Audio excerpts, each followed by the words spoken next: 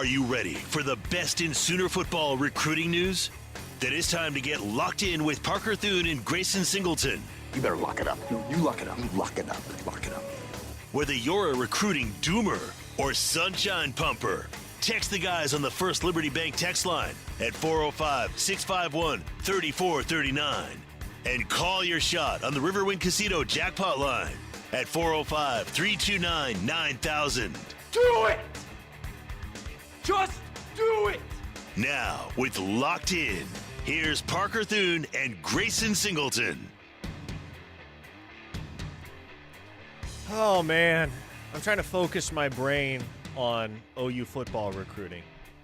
But yet I scroll through Twitter.com and every single tweet on my feed is about Diana Rossini and Mike Vrabel. It's not going away anytime soon, my brother. goodness.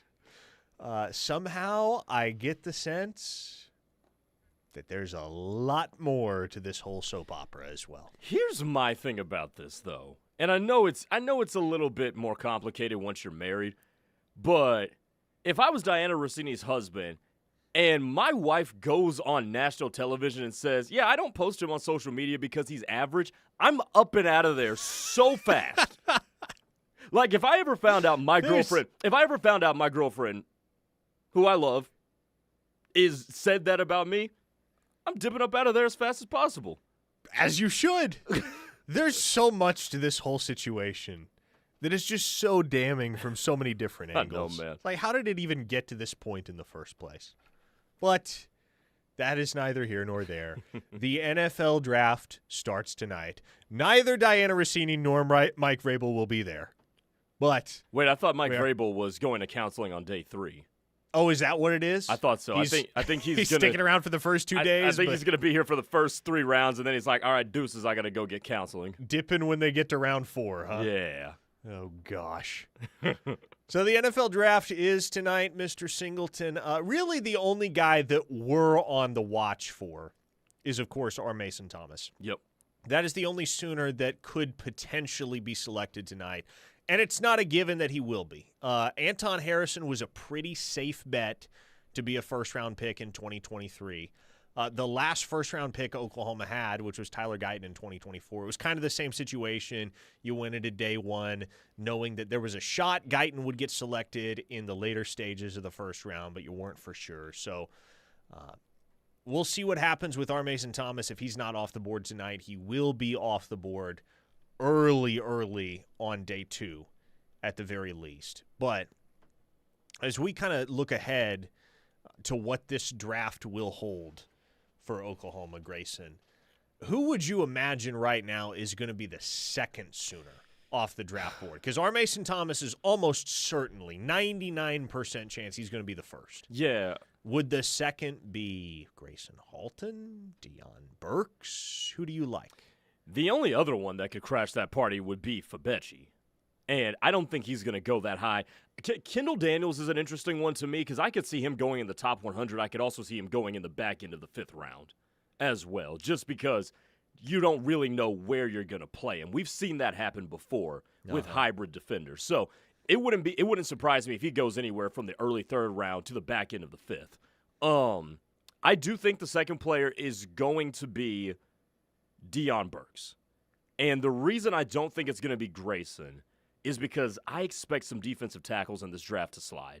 I just tweeted out 15 minutes ago my mock draft. I played around with a mock draft. I just tweeted it out. I believe I only have one defensive tackle going in the first round, and that's Caden McDonald out of Ohio State. And I have him going 25th to Chicago. So I think there's going to be guys like Peter Woods, who I think is going to fall, Caleb Banks that's going to fall from Florida. So that's why I'm not there with Grayson Halton just yet. Deion Burks, on the other hand, I think there's a lot of good fits for him and teams that need wide receivers that could get him in the back into the second round. So I'm going to go Burks from that standpoint. I would agree with you. I think Burks is probably the second guy off the board. What's interesting, man, is I'll say this much. I had a conversation earlier today with a source who was adamant, and I mean adamant, Fabechi Wiwu will be a day 2 selection. Okay. And this is somebody who's very much in the know. They said Fabechi Wiwu will be off the board in the 3rd round. Bet on that. You watch. And so Man, you want to talk about a guy whose stock has soared in the pre-draft process. Grayson Halton's certainly has, but in more understated fashion, Fabecchi's has as well. Halton, of course, went to the Combine and had that outstanding performance that vaulted him up everybody's draft boards. But with Fabecchi, man, no singular portion, no singular step of the process has been as much of an eye-catcher as what Halton did at the Combine. But there's an expectation right now that he is going to be one of the first 100 selections in the draft. Wow. Am I myself entirely convinced of that? Not necessarily, but the fact that we're having that conversation right now about a guy that started out his college career as a walk-on at North Texas, come on, man. How much fun would that be to see Fabecchi Wee-Woo off the board in the first 100? Well, and honestly, I'm going to be real with you. It's not that much of a surprise. There's quite a few teams that need interior offensive line play right now, could really use a boost from it. And there's not a whole lot of highly rated interior offensive linemen that are going to go in the first 2 rounds. So when you get to that situation where everybody's jumbled in the second and third round bubble, then it just becomes a matter of preference of which guy you want, which guy that interviewed better with you, which guy fits your culture and your locker room the best. And I think Fabecchi could check a lot of boxes there, in obviously in addition with the fact that he tested really well. So no, I wouldn't bet on it, but I can see it. Feel great for Fabecchi, man. And the thing that really catalyzed his rise up the draft boards early in the process was the last 2 games of the 2025 season where he played center. Yes. Because the exposure that gave him to NFL front offices who had curiosities about his versatility, man, a lot of those questions were answered when he played center against LSU and against Alabama and played pretty darn well at center in those 2 games. For somebody that had not snapped the ball ever in college, I don't believe. He had played right tackle, he had played left guard, he had played right guard. I think center and left tackle at that point were the only 2 positions he hadn't played in college. So at this point, he's obviously not a left tackle when you look at his height, weight, length, that kind of thing. But he's played every single one of the other 4 positions on the offensive line, and it solidified the notion that he can play all 3 of the interior positions. And in the NFL, when you have 53-man rosters, and in general, maybe 10, 11 offensive linemen I think on that 53-man roster, which in many cases generous. is usually generous. Some only carry 8 or 9. Mm-hmm. Like, you need guys with the capability to play multiple positions. And Fabecchi Wee-Woo has that. And so if he is a guy that comes off the board tomorrow night, don't be surprised by that. Yeah. Let's run it down. How many Sooners do we expect to be drafted in total? Surefire locks are, of course, R. Mason Thomas, Halton, Wee-Woo, Deion Burks, Robert Spears-Jennings, Kendall Daniels, and then is there anybody else that's like for sure a draft pick? You know what? I'm starting to believe Dari had Jordan Reed on, the ESPN draft expert. And you know who he said? Who's that? Jaden Ott. Oh, my goodness. No. He says Jaden Ott I can't buy it, man. He says Jaden Ott could get drafted in the 6th round. Now, I'm not all the way there just yet, but I think it's a possibility. I really think it's a possibility that Jaden Ott sneaks into the back end of the draft. That would be the only other one. Marvin Jones. There you go. Marvin Jones is going to be drafted.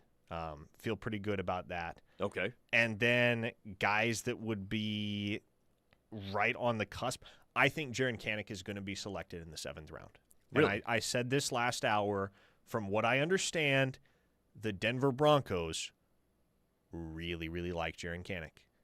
And the Denver Broncos have the final 2 selections of the draft. They do. Picks number 256 and 257. And Jaren Kanak, being a native of Hays, Kansas, would love to go play in Denver because that is the closest NFL organization to his hometown. And I'll tell you what, too. If you know how Sean Payton has operated with how he does offensive personnels, Jaren Kanak fits that to a T. I would not be shocked if they came out of there with Jaron Kanak. So we're looking at 8 right now? 8 draft selections? That feels like a safe bet. I would bet on 8. Any more than that, it's a boon for Oklahoma. I mean, this is the biggest draft class of the Venables era any way you slice it. Right. But I would think the Sooners have at least 8 selected right now. We will see if anybody can join that part. Another guy that, as I understand, has a draftable grade for many front offices, and it just kind of comes down to need in the later rounds, is Derek Simmons.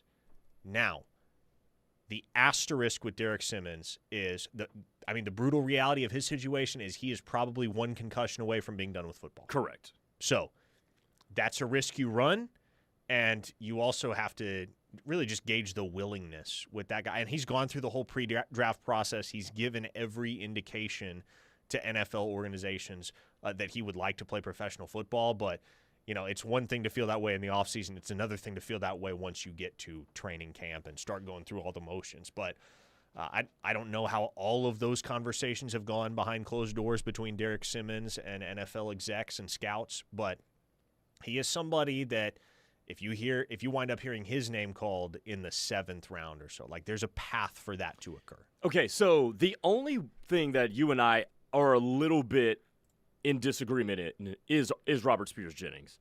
Now, I do think he's going to get drafted. Let me clarify that.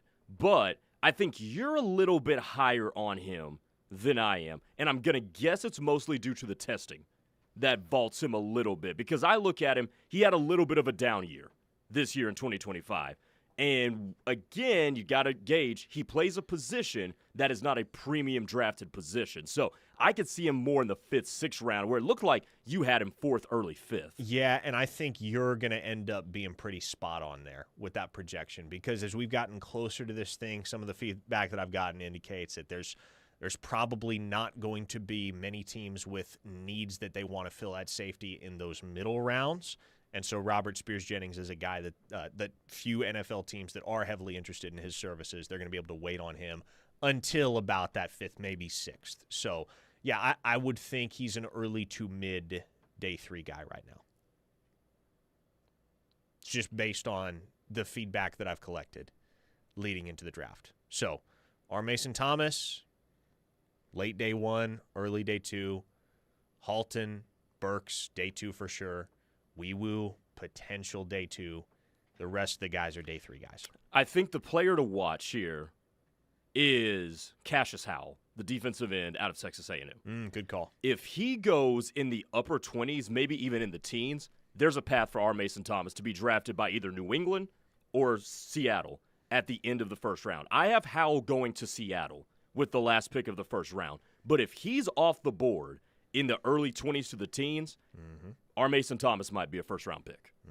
Gunny says on the First Liberty Bank text line, 405-651-3439. So y'all are both taking over 6.5 draft picks? Yes, I would. Yes, I would. Again, the number that I think is fair to expect is 8. It could be one more, could be one less. They could sneak into double digits, but it would almost demand that a guy like Derek Simmons gets selected, and maybe Jaden Ott as well. I don't think Ott gets selected. I think there are too many red flags there. He will no doubt latch on somewhere as a UDFA. Like, he's going to get an opportunity to go prove himself somewhere in training camp next year. But I don't think an organization is going to use an actual draft selection on him right now. I don't know, man. The way, especially with the way you see late round running backs have productive starts to a career. I mean, even Drake was in the office talking about Arian Foster earlier today with me. Not to say that Jaden Ott's going to be Arian Foster, but the way that position works, I can see it, man. And then with Jordan Reed, what he said on Dari's show earlier today, I'm starting to think Jaden Ott's going to be drafted. There was a year or two in like the late 2000s, early 2010s where Arian Foster was neck and neck with Adrian Peterson for the distinction of being the best running back in the NFL. For a couple of years, too. Arian Foster, man. That dude could play. Yeah, he could play, and he was equally as weird. Yes, he was a character. That was a strange dude. Gator asks, wait, Kansas City isn't closer to Hays, Kansas? No, it's actually not, Gator. Hays, Kansas is way out in the western portion of the state. Trust me, you don't realize until you look at a map how close Hays, Kansas and Denver actually are. that's a drive that's maybe 2.5 hours. Yeah. Maybe. Mm-hmm. So, yes, it is the closest to Kanek's hometown. So if he were to be selected by Denver, it would be relatively easy for his family to get out and see him play, assuming he cracks the 53-man roster. And for a guy that's going to be able to add special teams value in addition to his primary position, which would be tight end in Denver, I really like that potential fit for Jaren Kanek for so many reasons. Another Sooner for me to cheer for on the Broncos, huh? Yeah, man, they got a lot of them up They there. really don't they? do, man. I mean, Marvin Mims. Is Turner Yell still with them? I believe so, yes. Delaire and Turner Yell is still there. Obviously, Nick Benito. Is Ben Powers still there? Yes. Okay. Or did he go to Baltimore? I don't freaking remember. But, yeah, Benito up there in Denver, obviously. Yeah, he is with Denver. Yeah, Parnell Motley was there in Denver for a little while, although that was a while ago now. Yeah. Yeah, quite the collection of Denver Sooners. All right, folks, hit us up on the First Liberty Bank text line at 405-651-3439. Let's talk about the draft. Let's talk about recruiting. Let's talk about what y'all want to talk about, because that's what Grayson and I are here for every single weekday in the 2 o'clock hour for you here on Locked In. Brought to you by Dorsey Jones GMC in El Reno. Family owned and operated. GMC offers some of the most reliable trucks and SUVs on the road today. Go check them out in El Reno if you're in the market for a brand new vehicle. And come on back with us on the other side. This is Locked In on the home of Sooner fans, The Ref. Locked In is brought to you every day by Dorsey Jones GMC in El Reno. Dorsey Jones GMC is family-owned and operated with a knowledgeable, low-pressure sales staff here to help you through the buying process and half-price oil changes on Saturdays. Visit dorsey-jonesgmc.com for more information. When the thunder rolls in this spring, Riverwind is where you want to be. Enjoy classic table games like blackjack and roulette. Or your choice of nearly 3,000 of your favorite electronic games. We'll bring the best food, drinks, and service right to your seat. We're giving away $80,000 in rain or shine riches every Friday in April. so play with your wild card all month long and you could win big. Only at Riverwind Casino. Hi, this is Dylan Buckingham. As a parent of 2 boys who have faced life-threatening health challenges, our family knows when your child is sick, everything changes. Suddenly, nothing matters more than finding hope. For our family, that hope came through the care and support made possible by the Children's Health Foundation. They're advancing research, improving treatment, and standing beside families all across Oklahoma. Because every child deserves hope, healing, and a healthy future. Join us at chfkids.com.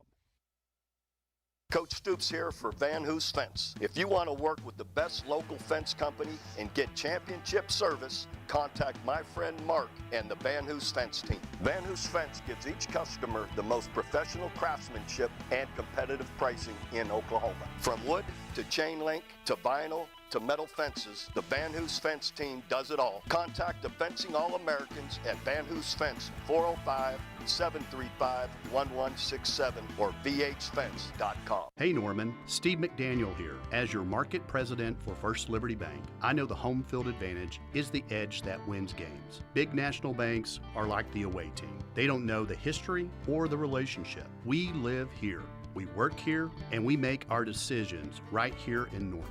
Don't bank with a stranger.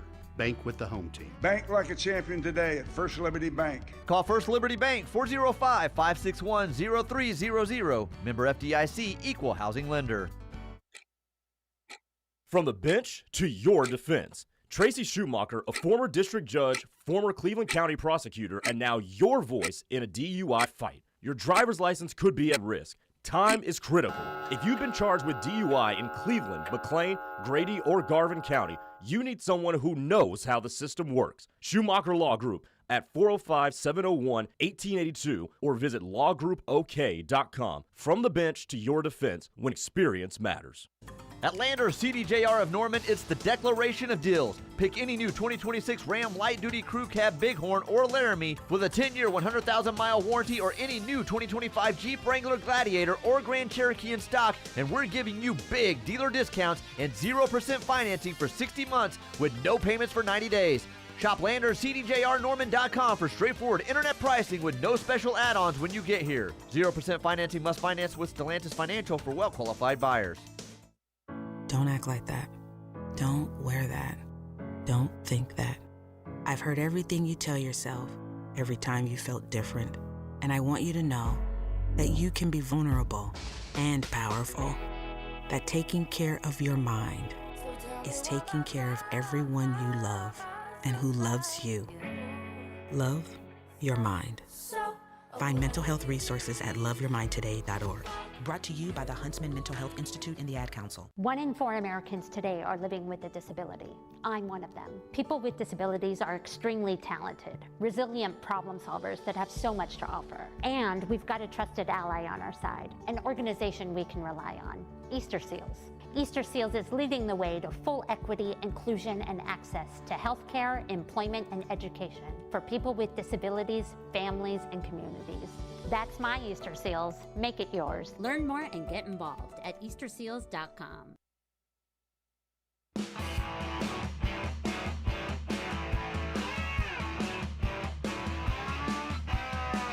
All right, I got to take the L. I am an idiot. In my mind, I had Hays, Kansas confused with Goodland, Kansas. I was thinking of Goodland, which is way out in western Kansas, and of course, which I visited when Lincoln Cure was going through the recruitment process. Hays is not nearly as far out in western Kansas, and in fact, it is closer by about 70 miles to Kansas City than to Denver. Thank you to all of you that chimed in on the First Liberty Bank text line and corrected me. I was thinking of Goodland and talking about Hays, and I no doubt sounded really stupid. I'm not going to lie. I'll take the L, too, because I thought it was closer, too. Like, I would have told you, I would have told the listeners the exact same thing. Freaking western Kansas towns, man. And looking at a map, they don't seem like they're that much further apart. Hays to Denver and Hays to KC.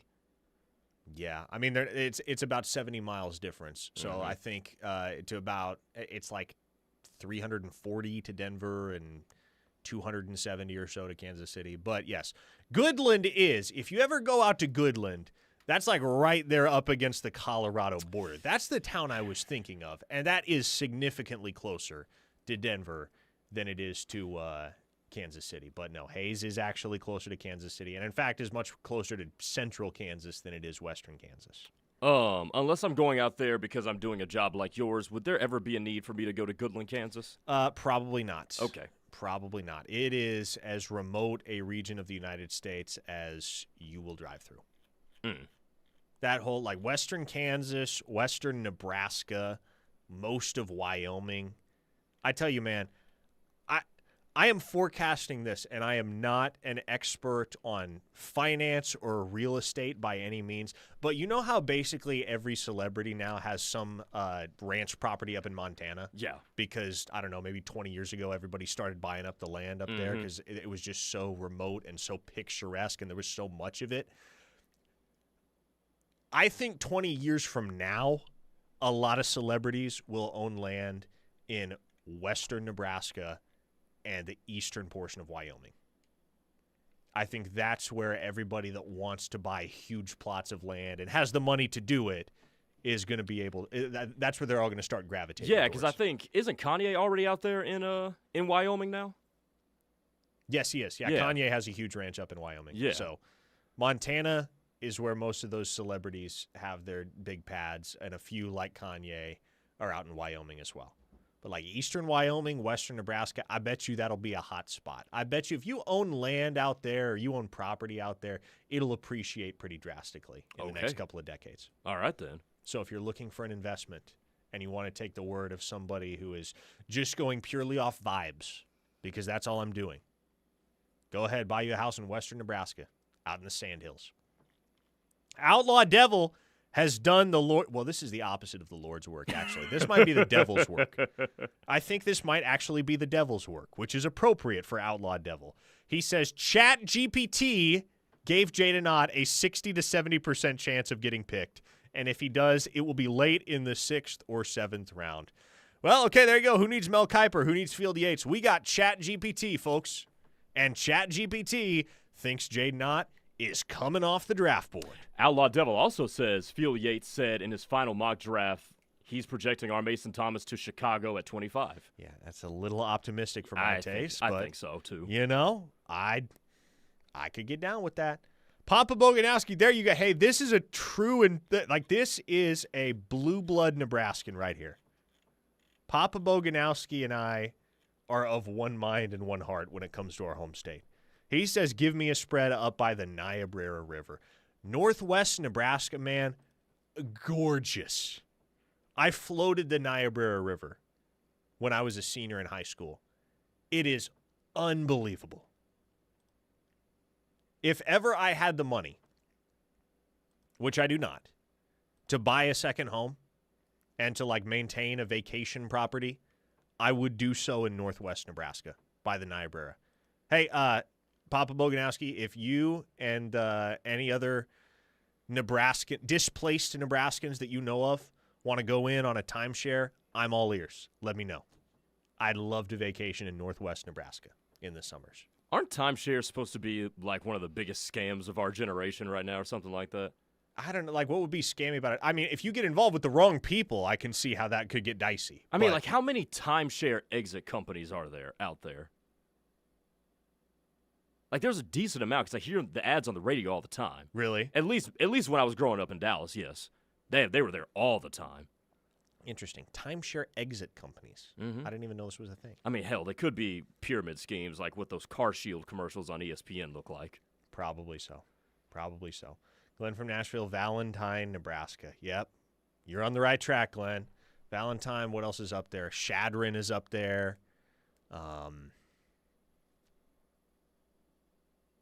Mullen, Nebraska, which I guess is out more in the central portion of the state than the western portion. Okay, I'm getting sidetracked. Back to business. 3-star Glenn from Nashville. If R. Mason didn't miss the first half of the season with a hamstring injury, or miss half the season with a hamstring injury, would he be going in the first round tonight? He's got a more solid case, if not for that injury that cost him the entire month of November, just because there's more tape, there's more production, and there's more of a complete resume. I don't think that injury cost him a ton in terms of draft stock and in terms of the size of his initial check. I don't think R. Mason Thomas's draft projection, unless he had racked up 6 or 7 sacks in November, which I guess is within the realm of possibility, but save for a huge November like that, I don't know that would have significantly affected R. Mason Thomas's outlook in this draft. I mean, just look at where some of the other edge rushers are projected to go, right? He's in the upper echelon. And so he's in good shape. He's in very good shape, and I don't think the hamstring injury affected that much, if at all. Okay, let's pivot here and let's talk recruiting because the coaches are out on the road. It's a contact period. Oklahoma staff is out on the road. If you have not been following news from the top of the sport, i.e. the things that the NCAA is considering and levying on a daily basis, what you should know, and this came down about a month ago, is that the NCAA approved a blanket waiver allowing for universities to send 16 staffers out on the road as opposed to the previous limit of 10. So it used to be that it was just the assistant coaches that would be able to go hit the road. Now it's 16 university personnel. So for Oklahoma, the way they're structured, they're going to have all the assistant coaches out on the road, and they're going to have the front office out on the road as well. Brent Venables is not allowed to be out on the road. The head coach is not allowed to be out on the road. And the stipulation is that you can only have 10 out on the road at a time. Can I ask a question right fast? Yeah, go ahead. Okay, so the head coach is never allowed to be out on the road? Or is that just for because we've talked about Brent Venables dropping in on recruits himself. Yes, multiple so times. I think it's just for this period that they can't send the head ball coach out. Understood. Gotcha. I don't really know why that. There's a lot of weird quirks with the NCAA's regulation of contact between staff and prospective student athletes. But gotcha. You can only have 10 out on the road at a time, but you can have 16 total personnel that are basically designated as travelable individuals. So what that means is Oklahoma can get their front office staffers out on the road, and they have done so, and they will continue to do so throughout the spring. The first front office staffer that they sent out on the road unsurprisingly, is the GM himself, Jim Nagy, who, as I understand, is out visiting one of the Sooners' top uncommitted targets, maybe their top uncommitted target in the 27 cycle, the 4-star safety out of the state of Utah, Bodie Sparrow. And so this makes a lot of sense logistically, Grayson, because if you can't send Brent Venables out on the road, there's no individual that is as important and as recognizable of a figurehead for this program as Jim Nagy. So, right when the contact period opens, makes a great deal of sense to have the GM out there. Oh, yeah. I mean, for sure, especially because he's the head of the snake. But Jim, he gives off the vibe of, I'm really good at talking to people, right? And I know a lot of the assistant coaches are, but when you look at Jim and even the rest of the front office as well, they seem like very charismatic people, as is Brent. So if you can't send your charismatic head coach out there, go send the GM out there. And I also think, too, he's such a man with a plan that he can go into somebody's house and have a plan of attack of how I'm going to sell this program, how I'm going to sell your fit to you. And because he's just that much of a ball knower as well as the acting GM. So you can't go wrong with sending him out there, and also the rest of his front office staff as well. The spy in L.A. asks, so is it like a relay race? When an assistant coach lands back in Oklahoma, another coach can fly out to visit a recruit? Yeah, basically. I think the rule is, as it was explained to me, it's exactly what you said. The second one assistant coach touches back down, the next one can head out, or a new one can head out, as long as you have no more than 10 that are out on the road at once. Okay, let me ask this question. Okay. Who's policing this? Like, is the NCAA tracking flight records and everything? Like, how do you determine this? I would be lying if I said I had a comprehensive understanding of how compliance keeps up with all of this, but I have to imagine it's a compliance thing. You have to demonstrate compliance with regulations. So I'm sure someone is, yes, tracking flight logs and keeping the requisite data to pass along to the NCAA to demonstrate that we are in compliance with this stipulation. You know, my other thought of this is, with now every program being able to send more people out, it's poor kids, man. They're going to be bombarded with all these coaches and front office personnel and everything right now. Also, being bombarded by their peers about this as well. I know it's going to be fun, but holy smokes. Imagine having to talk to all those adults as frequently as you do now. Well, and that's why so many of these kids that haven't already cut their list down to 5 or 8 or 10 or whatever, they're going to very quickly realize, okay, I need to narrow the field. And it happens every single year at this time. There are a certain number of kids. There's a certain contingent of kids that are trying to play things slow with their recruitment. And then they get slammed with like 25 different staffs hitting their school in rapid succession.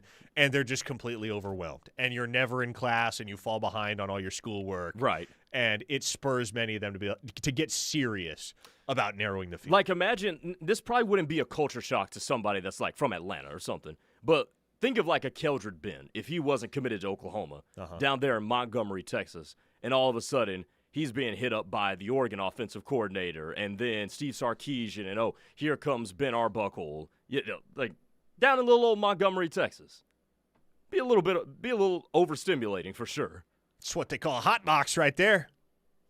We're smack dab in the middle of it. Emmett Jones yesterday visited with the guy that I think has long been regarded as maybe the loosest commit of the 27 cycle for the Sooners, in Trayvon Hall, the 3-star wide receiver out of Tuscaloosa Central High School in Tuscaloosa, Alabama. And, man, I tell you, like, confidence continues to increase that they are going to retain this kid's commitment. And I think where Oklahoma's at with it right now is that they're maintaining what I would categorize as a confident outlook. Because regardless of whether or not Trayvon Hall does honor his commitment and does follow through with his verbal to Oklahoma, man, I think what we learned last year is that Oklahoma doesn't really have to panic. They don't really have to sweat about the fate of their wide receiver class. Right now they have 3 committed: Damari DeJean, Graydon Howell, Trayvon Hall. If Trayvon Hall were to drop off, you still have 2 solid commits in DeJean and in Graydon Howell. And if we think back last year to the 4 wide receivers Oklahoma signed, 3 of them, Jaden Petit, Jasier Rogers, and Xavier Okafaleze didn't commit were till the not season. committed until September. Mm-hmm. Okafaleze committed on September 1st. He was, at the time, the 2nd wide receiver commit of the class behind Daniel Odom. And Petit and Rogers came along much later. And so I think there's an understanding right now and just a confidence from the Oklahoma side that, A, we're going to be able to hold this kid's commitment, and B, even if we're wrong and he does mess around with another school enough to go back on his word and flip his commitment to another institution, we don't necessarily have to have a backup plan figured out right this second. And I think that's part of the reason, Grayson, why we haven't seen any sustained traction between, for instance, Oklahoma and Kyron Brown out of West Texas. Because, as I said, 2-3 weeks ago when the kid visited, don't get it twisted. If there's a spot for that kid at Oklahoma, he's going to commit to Oklahoma. OU is the dream for Kyron Brown. He's going to be in the class if they will take his commitment and they will welcome him to the class. But as of right now, there is no spot for him, and Oklahoma's not, they don't have all their front office personnel scrunched together in a meeting room trying to figure out how they're going to accommodate Kyron Brown in the class. Their take on it is, no, I mean, we're good with the 3 receivers we have now, and if we need another guy to jump on board later on in the process, then we can go make it happen. No, I mean, not even just Kyron Brown, but Trey Britton as well. Trey Britton. And, I said a couple weeks ago, and I'll stand by this to believe it to be the case, Missouri leads there. And Oklahoma, I don't get the sense they're pushing real hard to change Britton's trajectory. Now, they have him scheduled for an OV. That OV may or may not happen. It's worth noting they at one point had Damani Warren scheduled for an OV, and that has come off the calendar. So whether or not Trey Britton takes the OV with Oklahoma, I think at this point Oklahoma's feeling on it is, well, we'll play this by ear. If he does wind up committing to Missouri after OVs, then we can work to flip him later on down the line. If we conclude at the end of the process that he is the best option to replace whatever receiver we might lose. There was one other thing you said that I wanted to circle back to before we go to break. Yeah.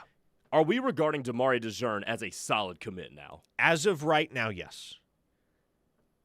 Since he visited last month for Future Freaks, there has been very little worry about that situation from the Oklahoma side. Basically, as I understand it, they got everything hammered out and everything squared away with him and his folks and his representation when he was on campus in March. Kind of the same thing with Keldred Ben, right? When he visited for, I think he was on campus for the spring game over the weekend. It was at that point that officially from the OU side, he got the word, got the sense, okay, we're good here. Unless there's some twist, which you can never count out in the world of recruiting, for the moment, unless there's some twist, Oklahoma feels just fine about where things sit with DeJean and with Keldred Ben and with Trayvon Hall as well. So we shall see. But, man, I think this front office has given you plenty of reasons to trust them and trust their intuition in the time that they've been here and in the time that this entire front office staff has been together for close to a full year now. 405-651-3439 is the First Liberty Bank text line. We got one final segment to spend with y'all coming up next, so hit us up with your questions, comments, concerns, opinions, any and all of the above. We'll be back here on The Ref, the home of Sooner fans. Do you eat, sleep, and breathe Sooner football? We do too. This is The Ref, home of Sooner fans. Entrepreneurs in Moore, Norman, and South Oklahoma City have an experienced business partner in their neighborhood. Moore Norman Technology Center's Workforce and Economic Development team understands the challenges entrepreneurs and small businesses face every day. From building an effective business model to hiring the right employees and managing cash flow, Moore Norman's business development experts can help you move forward confidently and thrive, knowing that you have a skilled partner at your side. Learn more about Moore Norman's Technology Center by calling 405-801-5000 or visit us online at mntc.edu. you. For 3 generations, the John M. Ireland & Son Funeral Home and Chapel in Morris continued to serve the community by giving back to local schools, charitable organizations, and first responders. We provide pre-planning for funerals and cremation services at the most reasonable prices. We are proud to be a family-owned and operated funeral home. Award-winning funeral home year after year, our family believes in serving the people of our community. I'm John Ireland. And I'm Solon Daniels. You've got our word on it.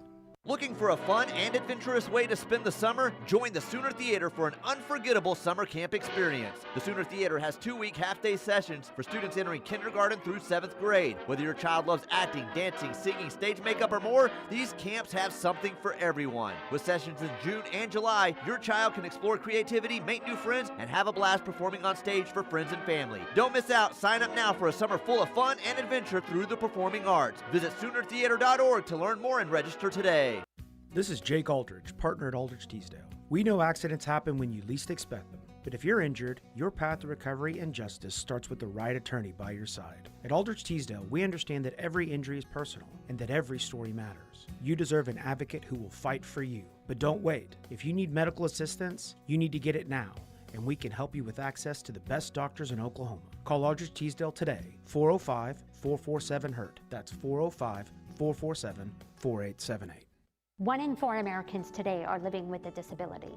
I'm one of them. People with disabilities are extremely talented, resilient problem solvers that have so much to offer. And we've got a trusted ally on our side, an organization we can rely on, Easter Seals. Easter Seals is leading the way to full equity, inclusion, and access to healthcare, employment, and education for people with disabilities, families, and communities. That's my Easter Seals. Make it yours. Learn more and get involved at easterseals.com. I'm Tony Goldwyn. As an actor and a director, I attend a lot of screenings. But there's one that's different. It's important, and it could save your life. A lung cancer screening. You know, I lost my mom to lung cancer when she was just 68 years old. Screenings help diagnose lung cancer early when it's most treatable, even curable. A quick, low-dose CT scan is all it takes. Go-To for lung cancer is your go-to. Visit goto.org. Feeling stuck in your current home? Now is the best time to make a move. Home Creations is making home ownership more affordable with low interest rate opportunities and special financing. Don't wait. Live like a champion today. Call Holly at 405-364-9999 to find your dream home. 364-9999, it's Home Creations. Kids across America are going to school hungry. Millions of kids every day. But one simple thing can help change all of this for a hungry child in America. Good, healthy food and the energy it brings. With help from caring people across America, No Kid Hungry is providing healthy meals and hope to hungry kids so they can build better futures. To learn more about ending child hunger in America, go to helpnokidhungry.org today.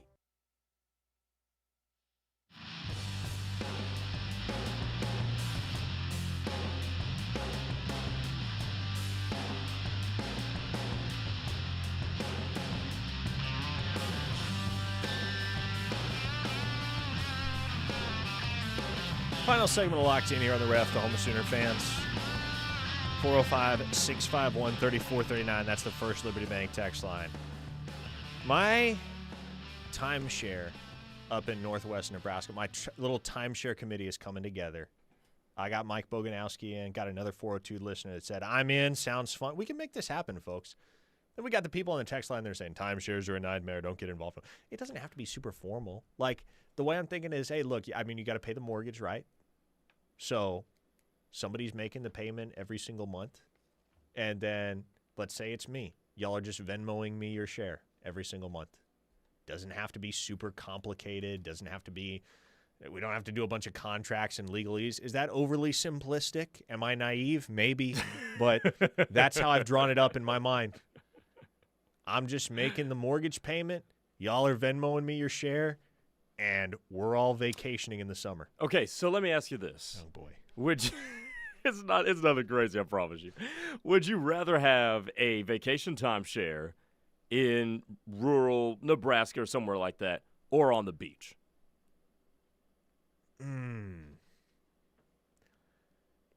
Okay. This is going to seem like a cop-out answer, but it depends where. Like, because there are many different beaches in true. many different regions of the country.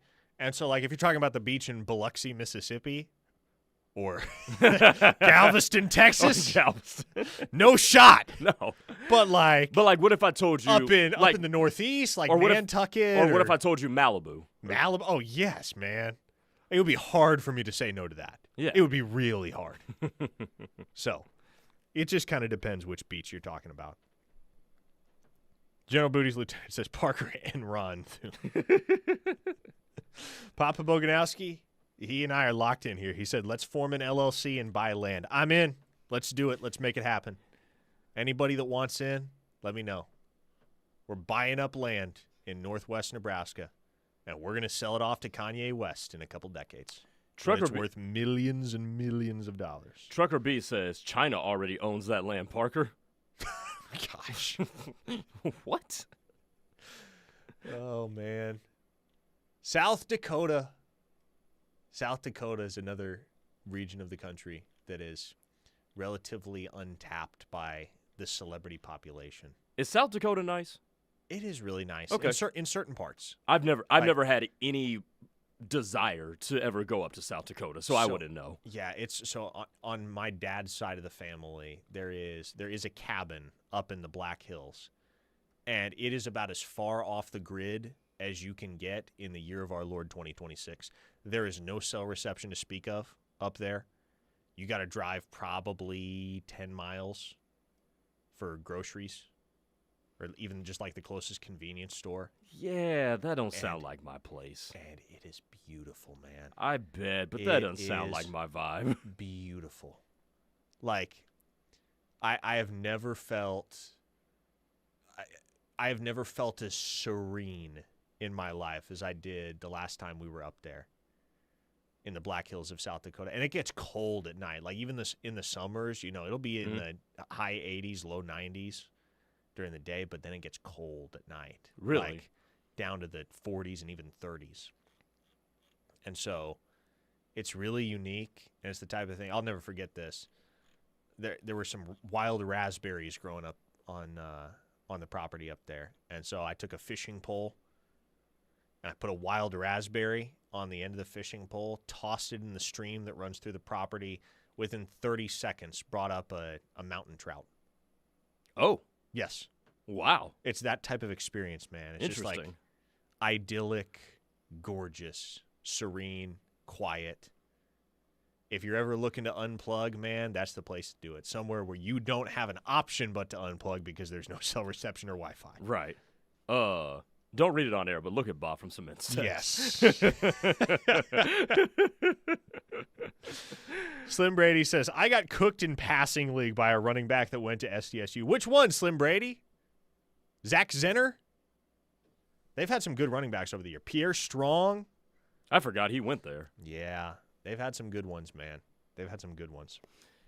A texter in the 620. Where's that? Oh, state of Kansas.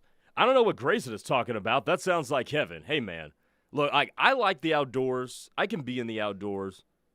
But I do need to be able to connect with the rest of the world. I mean, look, it's probably not something you could do for longer than a week. I don't know if I could do it for longer than a day. I mean, you got to remember, I'm a big city type person, so I don't get overstimulated by metropolitan areas. Yeah. That kind of change that don't really jive with me. Mark from Enid says, Parker, I've lived in a lot of places in Oklahoma where you have to drive 10 to 30 miles for groceries and sometimes gas. Fair point, Mark, but have you ever had to drive 10 miles for cell service? Because I'm telling you, there are not many places in the United States where that is the case. But that is the case out in the Black Hills. Isaiah Davis was the running back that cooked Slim Brady. Isaiah Davis. Yes, I'm familiar. Jim in Arlington says Josh Heupel's from Aberdeen, South Dakota. Yes, he is. South Dakota legend, Oklahoma legend, now the head ball coach at the University of Tennessee. I think it's Northern State up in South Dakota that his dad coached for years and years. Ken Heupel, if I'm not mistaken. I think he coached at Northern State. I had a high school baseball teammate that went to play up at Northern State.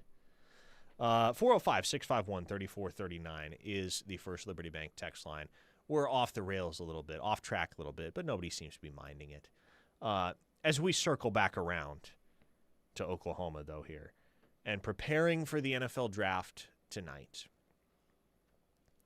you said you're paying attention to Cassius Howell in particular and where he lands to kind of dictate whether or not it's fair to expect R. Mason Thomas to come off the board. Where would you like to see R. Mason Thomas drafted? What team do you feel like makes sense for him? I think there's a couple. I think the two teams that were in the Super Bowl make a lot of sense. New England and New England's just got a need at edge rusher. Seattle needs to get younger at edge rusher, and mainly talking about how much longer does DeMarcus Lawrence have to play over there. So I think those are good fits. I think San Francisco is a good fit. They have edge rushers that seem to get hurt a lot. So I think there would be an opportunity there. I also think Chicago at 25 makes a lot of sense. Now, I think that's high for R. Mason, but I think Chicago would make sense.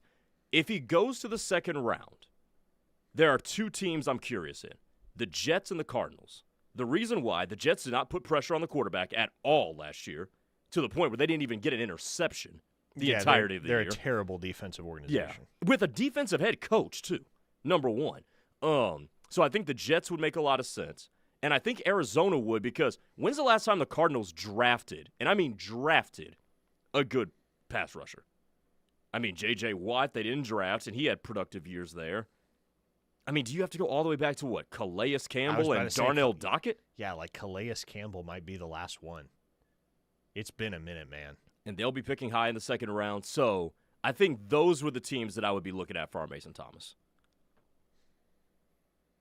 I can't beef with it. I would like to see R. Mason go to a winner. I would like to see that guy rushing the passer in January and February as opposed to just September through December. So he's going to hear his name called, whether tonight or early tomorrow. We know that much, and he'll have Sooner Nation behind him wherever he goes, as all these guys will, as they live out their dreams of being selected in the NFL draft here over the next few days. So we'll be tracking it, of course. Last thing I wanted to hit before we went off air today, Grayson, I find this really refreshing. Right now, Oklahoma has 20 commits in the 2027 cycle. The number 3 class in the nation, according to Rivals, the number 1 class, according to 24/7 Sports. And I think that's part of the reason why everybody, for the most part, just kind of seems content to sit back and let things ride with Gabe Osborne, the in-state cornerback from Mustang, who is a borderline 5-star prospect. Yep. And, man, in years past, this is the type of guy that, especially because of how good he is and his proximity to campus, man, there should be, if we're judging off how cycles have transpired in the past, there should be a ton of hand-wringing right now on the text line every single day about what's the latest with Gabe Osborne. Are we really that confident in Gabe Osborne? Is Gabe Osborne going to wind up at Oklahoma, or is he going to get bagged by another school? If it were a year ago, if it were 3 years ago, if it were 5 years ago, all of these questions would be getting asked with regularity on the text line. And yet, everybody seems to be super chilled out as far as the Gabe Osborne recruitment is concerned. Yep. I like this.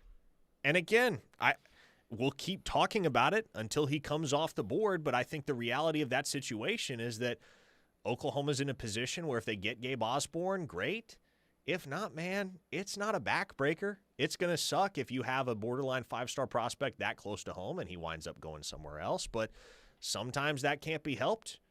And you know that the Sooners are going to have a dang good class, top 5 class, regardless of whether he's in it or not. Yeah, exactly. And I do think people are starting to resort themselves to the realization that, it's going to be an auction type of bag war for Gabe Osborne. And at that point, it's just let the chips fall where they may. And then you figure out if Lamar Morgan can develop other corners. You got Cortland Guillory right now. You brought in a good one in Derek Johnson Jr. last cycle. Can you do it with some other guys that you're going to get in this cycle, whether you have him or not? So I think that you and I, we've done a good job of giving people the information, projecting how this is going to go, and then let the chips fall where they may, man. That's where I think a lot of the fan base is resorted themselves to thinking that. I like it. Closing out the show by giving us a little collective pat on the back. Hey? Good stuff.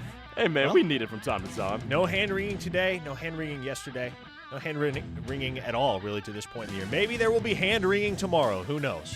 But I sure hope not. Regardless, we're going to be right back on these airwaves tomorrow. So if you want to wring your hands, come do so tomorrow via the First Liberty Bank text line.